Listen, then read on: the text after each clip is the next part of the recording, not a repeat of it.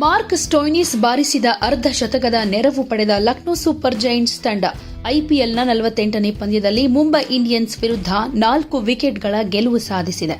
ಇದು ಲಕ್ನೋ ತಂಡಕ್ಕೆ 10 ಪಂದ್ಯಗಳಲ್ಲಿ 6ನೇ ಗೆಲುವಾಗಿದ್ದು ಅಂಕಪಟ್ಟಿಯಲ್ಲಿ 3ನೇ ಸ್ಥಾನಕ್ಕೇರಿದೆ. ಮುಂಬೈ ತಂಡ ಹ್ಯಾಟ್ರಿಕ್ ಸೋಲಿಗೆ ಒಳಗಾಗಿದ್ದು 9ನೇ ಸ್ಥಾನದಲ್ಲಿ ಉಳಿದುಕೊಂಡಿದೆ.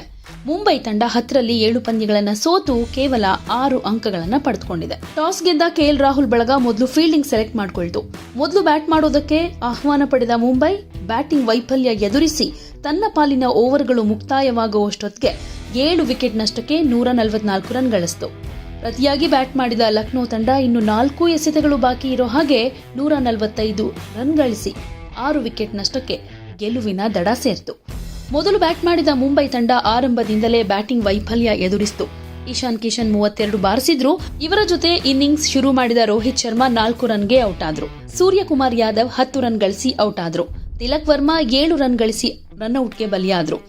ಆಲ್ರೌಂಡರ್ ಹಾರ್ದಿಕ್ ಪಾಂಡ್ಯ ಶೂನ್ಯಕ್ಕೆ ಔಟ್ ಆದ್ರು. ಮಧ್ಯಮ ಕ್ರಮಾಂಕದಲ್ಲಿ ನೇಹಲ್ ವಧೇರಾ 46 ರನ್ ಗಳಿಸಿದ್ರೆ ಟಿಮ್ ಡೇವಿಡ್ 35 ರನ್ಗಳ ಕೊಡುಗೆ ಕೊಟ್ರು. ಹೀಗಾಗಿ ಸ್ಪರ್ಧಾತ್ಮಕ ಮೊತ್ತವನ್ನ ಬಾರಿಸಿತು.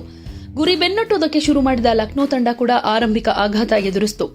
ಅರ್ಶಿನ್ ಕುಲಕರ್ಣಿ 0ಗೆ ಔಟ್ ಆದ್ರು. ರಾಹುಲ್ 28 ರನ್ ಗಳಿಸಿ ಚೈತನ್ಯ ತಂದ್ರು. ನಂತರ ಆಡೋದಕ್ಕೆ ಬಂದ ಸ್ಟೋಯ್ನಿಸ್ ಅಗತ್ಯ ಅರ್ಧಶತಕ ಗಳಿಸಿದ್ರು. ದೀಪಕ್ ಕೂಡ 18 ರನ್ ಗಳಿಸಿದ್ರು. ನಿಕೋಲಸ್ ಪೂರನ್ 14 ರನ್ ಕೊಡುಗೆ ಕೊಟ್ರು. ಟರ್ನರ್ ಹಾಗೂ ಆಯುಷ್ ಬದೋನಿ 5 ಹಾಗೂ 6 ರನ್ ಗಳಿಸಿದ್ರು. ಒಟ್ನಲ್ಲಿ ಎರಡೂ ತಂಡದವರು ರನ್ ಗಳಿಸೋದಕ್ಕೆ ಪರದಾಡಿದ್ರು. ನಿಜಕ್ಕೂ ಇದು ಟಿ20 ಕ್ರಿಕೆಟ್ ಏನಾ ಐಪಿಎಲ್ ಆಟನಾ ಅಂತ ನೋಡುಗರಿಗೆ ಅನಿಸಿದ್ದಂತೂ ಹೌದು.